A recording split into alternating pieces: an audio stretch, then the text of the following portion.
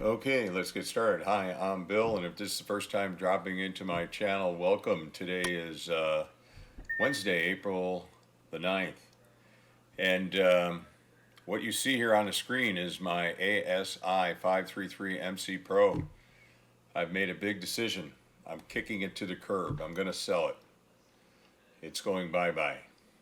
So I've been doing a lot of planning for this year, taking a look at what targets I'm going to be going after this year. Quite a few I missed already because of all our weather on the front end of the year. But I've got my targets broken down by different focal lengths. Here's the Celestron, the Edge HD8 at 1422, so that's with the 0.7x reducer with a focal length of f7. And these are my current list of targets. I've got some additional information that I have to plug into the spreadsheet, and that is, and then down here I have the native HD8 at 2034 f10, and so I have a set of targets for that. And then on the bottom I have some targets for my Zenastar Z61 Mod 2 at 360 millimeter focal length f9. So I was looking at what I had to work with cameras right now, and basically not so much the camera but the pixel size. So I've got a 3.76 in the 533MC Pro. I have the 2.13 in bin 1 with the 294mm, and then the nice thing about the 294 is that it also has a bin 2 where the pixel size is changed to 4.64. And so what you're seeing here for the focal length of 1422, so that's with the reducer, given the different cameras and bin mode for the 294, you see the arc seconds per pixel, and that kind of takes us into the CCD suitability calculator, where I was doing some work. I wanted to make sure I understood with the current cameras that I have, when would I be oversampling and when would I be undersampling. And there's pros and cons to both. Oversampling, I need a little bit tighter guiding when I'm imaging. Oversampling, you can get away with a little bit more. And my HEQ5 mount, it's not as tight as my EQ6R Pro, so I have more guiding error with my HEQ5, and that's what I run my Zenastar Z61 on. And then of course I'm using the EQ6R Pro with my Edge HD8. So I kind of, we're going through, and if we kind of go up here, it kind of says the challenge, and it says to few, and the image will be undersampled. So if you're and the stars will appear blocky and angular, and for more smoother and more natural look, more pixels are required, but not too many, because if you use more pixels than are necessary to achieve round stars, the image is oversampled. And oversampled images look rather nice because the stars are round and smooth edges, but if you have more pixels than are necessary, why not use a reducer to reduce the telescope's effective focal length, which makes the image brighter and enables you to fit more of the sky on your sensor. In effect, oversampling reduces field of view. I'm not too worried about that characteristic, and I know a lot of people say, well, you can downsample in your image processing software,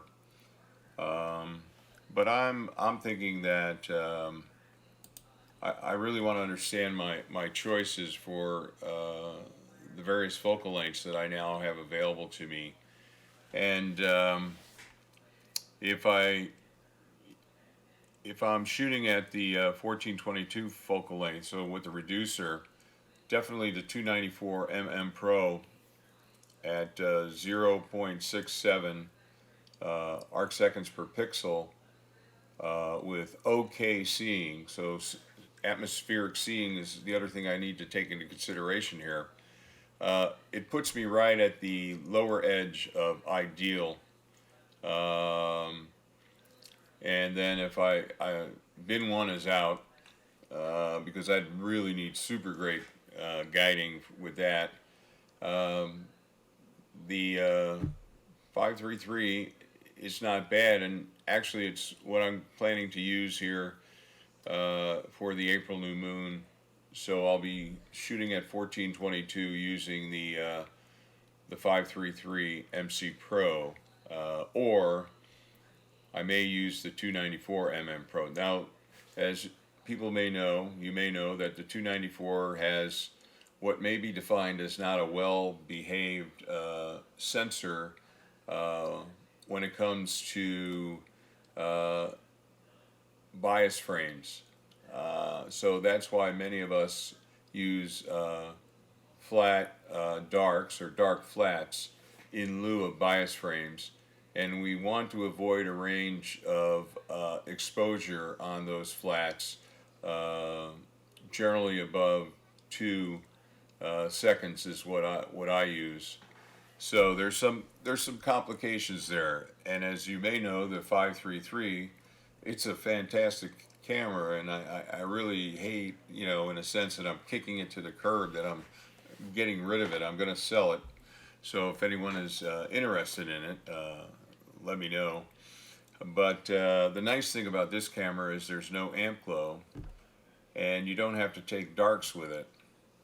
And therefore, you really just need to take bias frames, and you need to take your flats. And that's less work than having to take darks, flats, and dark flats with the 294. So there's always trade-offs. So this is, I've been doing a lot of analysis here, and so I had to make a decision. And then when we look at the 533 with the 360 millimeter focal length, I'm actually undersampling here a bit, but I'm not undersampling by any significant amount. So I would not feel uncomfortable using the 533 with my Zenithstar, and best I can tell, the images are quite good. So I don't see that as a downside, but we're right on the edge of probably undersampling a little bit. Clearly, the 1.32 arc seconds per pixel is dead in the middle of the range with the 294 in bin 1, where the pixel size is 2.13 microns. And then if I were to use the 294 in bin 2 mode, then I think I'm a little bit too much undersampled, and really there's no need to do it, because that's the beauty of the 294. You have the 2 bin modes. Now some of the characteristics change as far as full well depth and megapixels,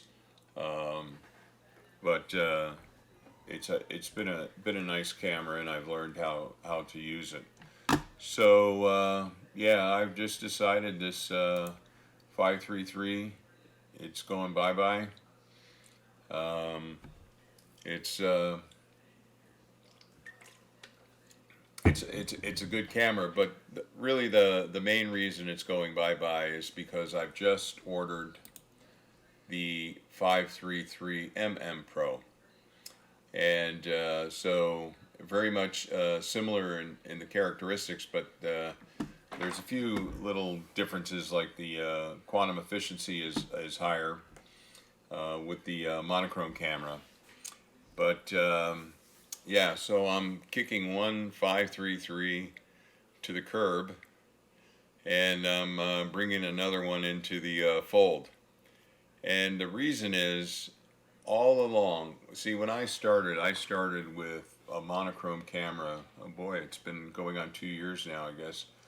I started with a monochrome camera and filters because I understood, being under the Bortle 7/8 skies that I find myself under. I thought, okay, I heard, go narrowband, so get a monochrome camera and get filters. And then along the way, there's always something that's kind of rubbed me the wrong way with the 533, uh, being an RGB camera. Dropping my Optolong L Extreme filter in front of the RGB color filter array just didn't make any sense to me. I think there's a loss of efficiency in doing that.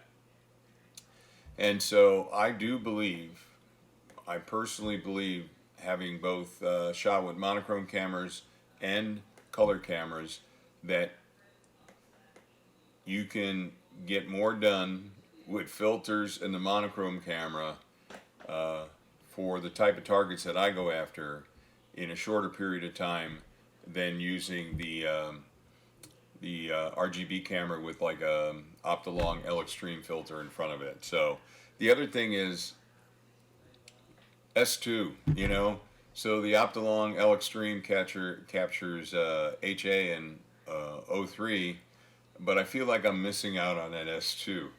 So by going with the 533mm, the monochrome version of the 533, I'm going to be able to drop filters in front of it, and I have a filter wheel already for.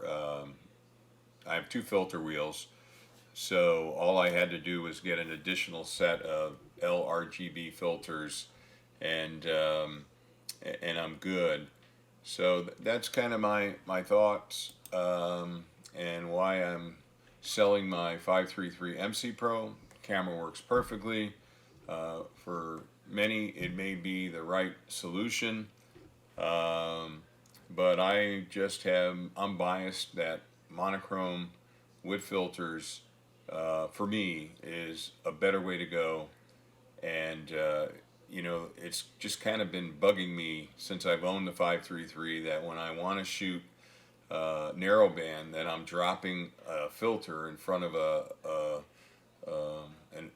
color filter array already. So just not efficient in my view. Now someone can scientifically come along and prove me wrong, and that's fine, but it's what I've thought all along, and it's always made me uncomfortable about the 533MC being a one-shot color camera.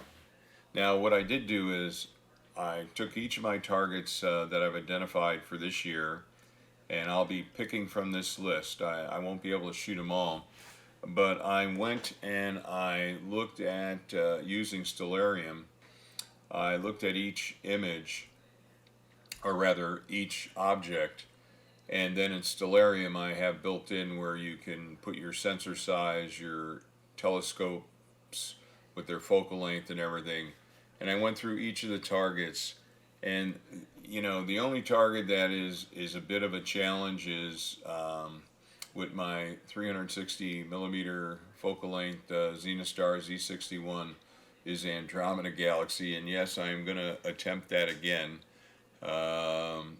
this year, where I would probably want to use the 294, because I can capture in that micro four thirds sensor size. I can capture the whole M31 in it, and I don't have to do any mosaics. And while I have built several mosaics during the course of last year, in particular the one around the Veil nebulas, I prefer not to do the extra work when processing. So to the extent I can, I would like to avoid doing any mosaics. And for these objects up here, in particular in galaxies and some of the globular clusters, that 1-inch sensor size of the 533 is perfect. So, but I did go through each of the targets, brought them up in Stellarium, looked at changed the sensor and the focal length, to make sure that what I was going to do here by sticking with that 1-inch sensor size was not going to be an issue for me. So, and in particular, there's something about that 1-inch image that just is very pleasing to me. And I'm sure, you know, it varies by person, but for me, that's what I got a kick out of the 533MC Pro when I first got it. I really kind of like that you know, object in that 1-inch square, or in that square. There was something very appealing to me about it. So anyway, goodbye 533MC Pro, and I should have one soon. I placed the order today at Gina Astro. Both items were in stock. I probably will not have it for my April new moon trip, but I should have it for May at the latest. Again, if you're not familiar, the 533mm Pro is at $9.99, and then I bought an inexpensive set of filters. You know, so there's always trade-off. You have so much budget and you have to make decisions. And you know, I use the ZWO filters already in my other filter wheel, and you know, they seem to work. So you know, I'm sure, you know, some people feel there's much better filters, and that's true, but I'm not prepared to spend the money for that much better set of filters right now. So anyway, that's how things are happening here on April 12th, 2023. I'm trading essentially a one-shot color camera, the 533 one-shot color camera, for a monochrome 533, and I'm looking forward to getting it and using it, and I'm just more comfortable doing the monochrome than I am the one-shot color. We all have different needs, and so the key thing is this is a great sensor, and essentially it's the same sensor, I believe, in both the MC and the MM, and everything about the 533 MC Pro is fantastic, and I'm looking forward to the going to monochrome route. All right, that's about it. You know, if anyone has an interest in the spreadsheet, let me know, and I'll put a link somewhere. But these are my targets. I'm probably going to be making the list more comprehensive. The other thing I'm doing is figuring out what I call quality imaging hours. So I can look at the target, I know when the ideal date is, and then how many hours will be available to image that target. In particular, as I go up, eventually I am not going to use the native focal length of the Edge HD8 this year. I'm going to stick with the reducer, the 1422 focal length. But next year, then I'll probably work with the longer focal length. But as you go up in focal length, it's f10, and so imaging time is going to be a bit more than imaging at f7. So, all right. If you think I'm crazy for what I just did, let me know in the comments if you have any questions. Also, check out the Amazon links that are in the video description. If you use one of those links to go to Amazon and you purchase anything, it doesn't have to be the item that my link is set up for, but if you purchase anything within 24 hours, I will get an affiliate marketing credit, and that means a few pennies, and every little bit is helpful. So other than that, things are well. I'm on track for going to Landers on, let's see here, let's just do a quick check of the weather. And it's been tough trying to follow the forecast. But right now, So right now, Landers is showing clear on the 19th and 20th. We're still quite a few days out, but so that forecast can change. So, but my expectation is I'll get in there Tuesday afternoon, and then how long I stay will depend on if these. I don't mind shooting when the moon is out, when it's less than half full. So if these days start to clear up, I may do an extended trip. But I'm behind on my imaging this year, and I'd like to get caught up. So all right, well, again, if you like this kind of content, please give it a thumbs up. As always, like, share, and subscribe. Wherever you may be in the world, I hope you nothing but clear skies. Other than that, till next time.